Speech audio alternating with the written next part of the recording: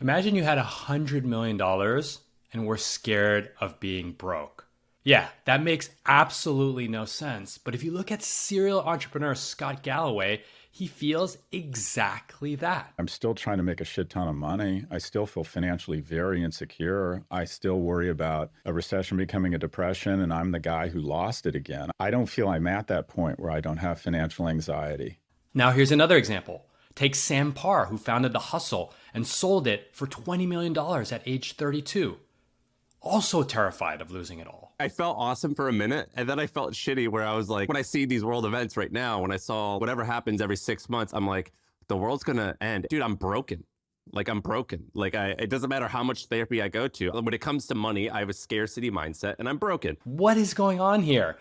With the median net worth of an American family at $192,000, how are these folks with $20, $100 million really thinking that they're gonna lose it all? Well, as someone who grew up as a child of first-generation immigrants in a lower middle-class family, who worked his way up Wall Street and has around $5 million, I can relate to that feeling of scarcity.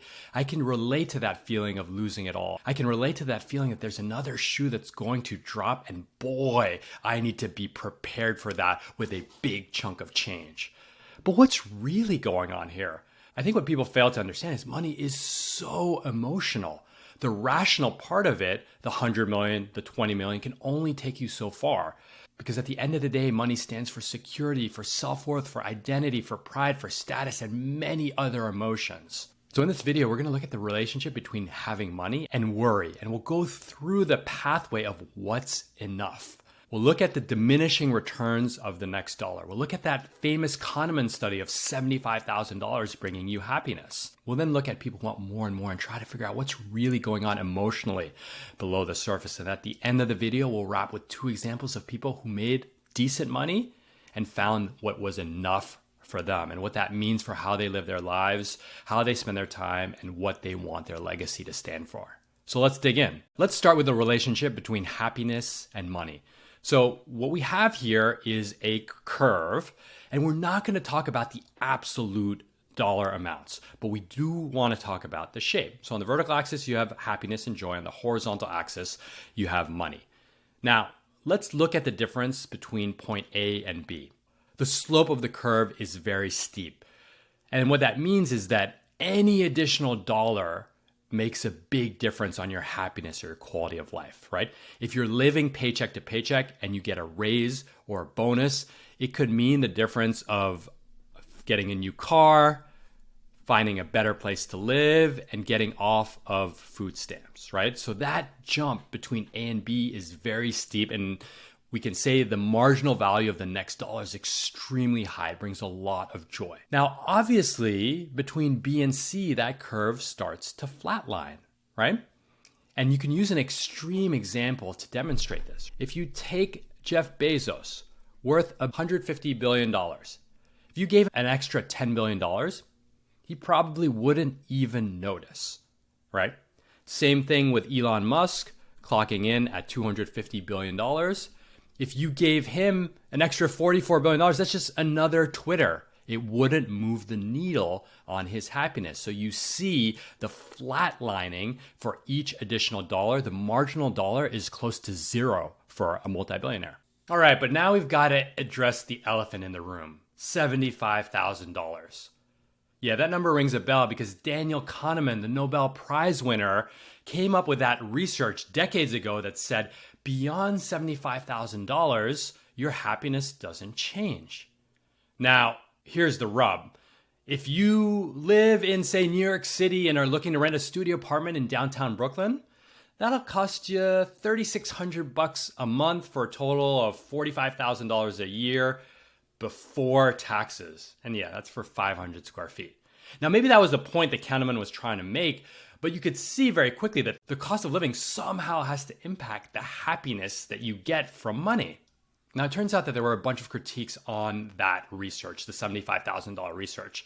And one that I found pretty funny was that happiness research relies on surveys. They ask you, or they ping your phone every couple hours, how happy are you on a scale of 1 to 10? And here's the thing about researching ultra wealthy people. they don't like to fill out surveys. And so there's a data bias, especially for higher earners.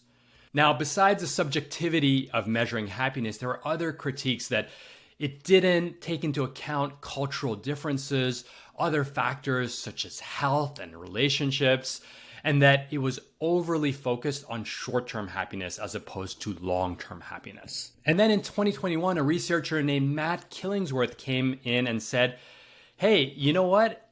Actually, beyond $75,000 a year, people continue to get happier. And so in 2023, Killingsworth and Kahneman called a truce and solved this debate once and for all.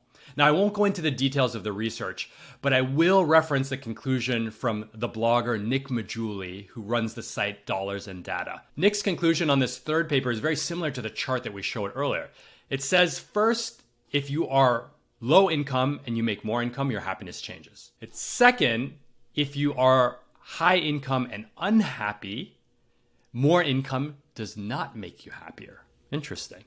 And then third, if you are high income and happy, making more income makes you happier, but there's a catch. It's often not worth the effort, which is what we saw in the Bezos and Musk example. Okay, so now let's go back to these really rich people and their fears of losing it all.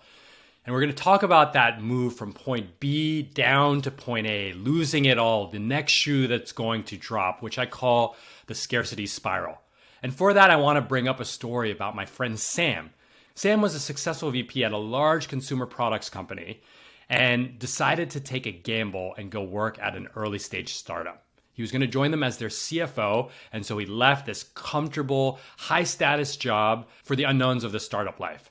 And boy, were the unknowns for real. As he joined as the CFO, he immediately saw that the company had lied to him during interviews, and the company only had 3 months of cash remaining, and he was the CFO. Now, Sam was terrified because not only did he have a young child, his wife didn't work, and she had an autoimmune disease. So immediately his mind went to hospital expenses and not being able to pay his rent and really putting his family at physical risk. And that's completely understandable. And I went on a walk with Sam, and he was sweating and agitated, and I asked him a few questions. First, I said, Sam, how did your team feel about you leaving your old job? And he said, oh, they were super excited and very sad.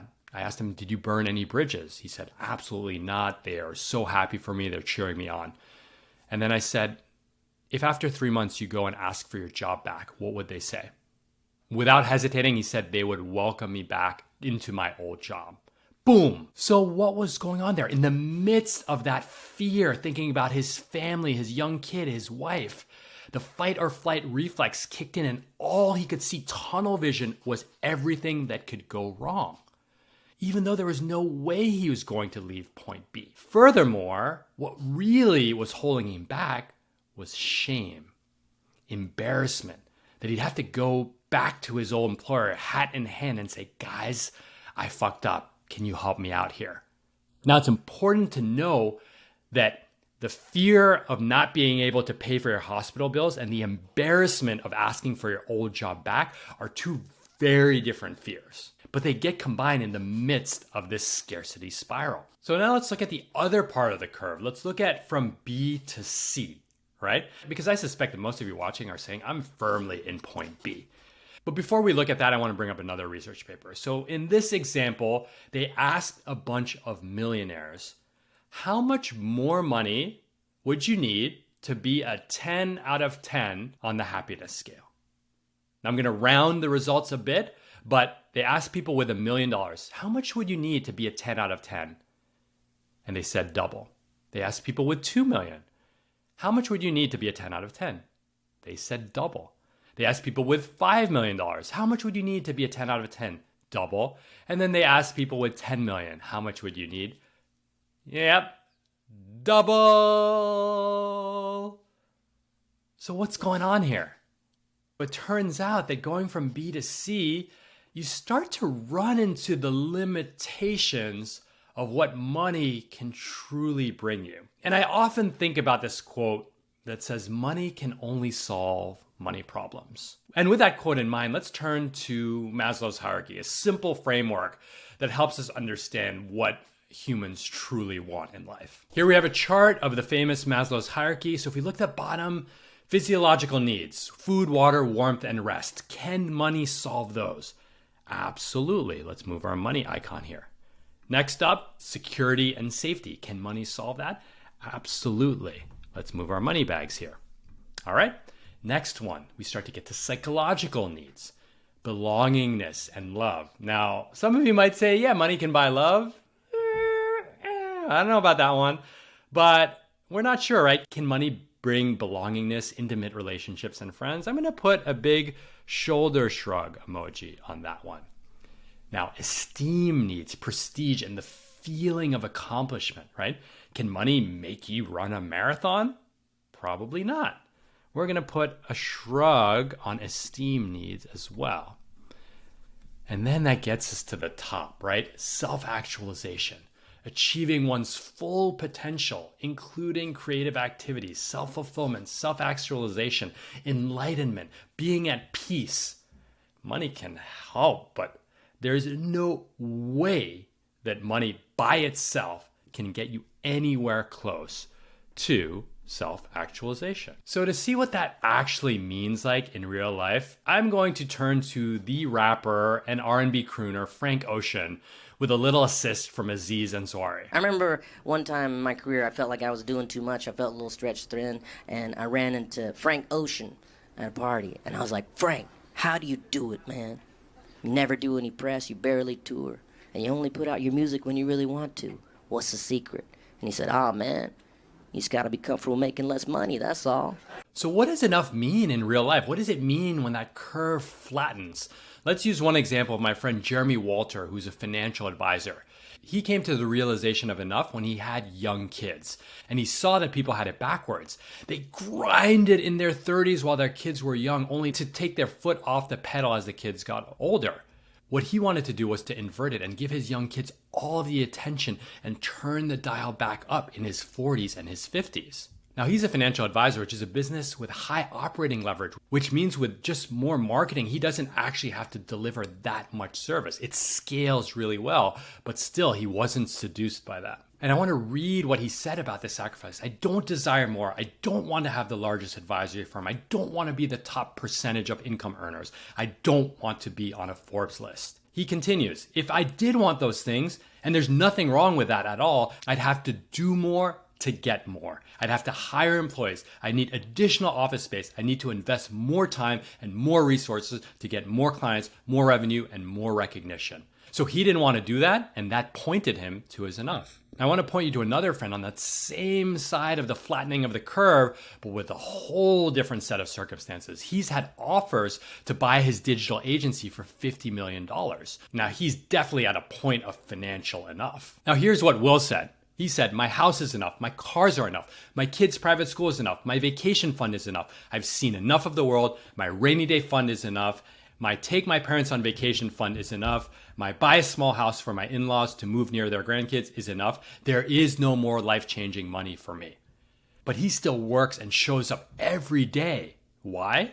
Because Will has realized that what he wants the extra money to go to is his day ones, the people that supported him early, and specifically his team and his community. So what Will is going to do is he's going to continue to support his business as the chief innovation officer for his employees, for his shareholders. He's going to dilute himself even more because, as he says, the upside's no longer for him, it's for his squad. Now that's fucking awesome. As for me, I had a successful career on Wall Street for 15 years. I've been an online entrepreneur for 10. And my enough was hitting my success statement. And it's pretty simple. It's how I want to live and experience every single day. Number one is to express myself creatively. Number two, a good vibes policy, no assholes, whether it's clients, coworkers, or anyone in our community. Number three, be fully present with everyone that I love, my kids, my wife, and everyone that I interact with. Number four, control my schedule so that I can be with my family, see my friends, and take care of my own hobbies. And number five, most importantly, surf every day, and we live right by the beach. I hope this video helped you see the difference between the scarcity spiral and what the journey to enough truly looks like. If you want to learn more, download our Mindful Money Playbook. It's a free guide with 15 resources on mindset, money, career, all of the things that we've covered in this video. And make sure you subscribe to our newsletter over at radreads.co. Take care.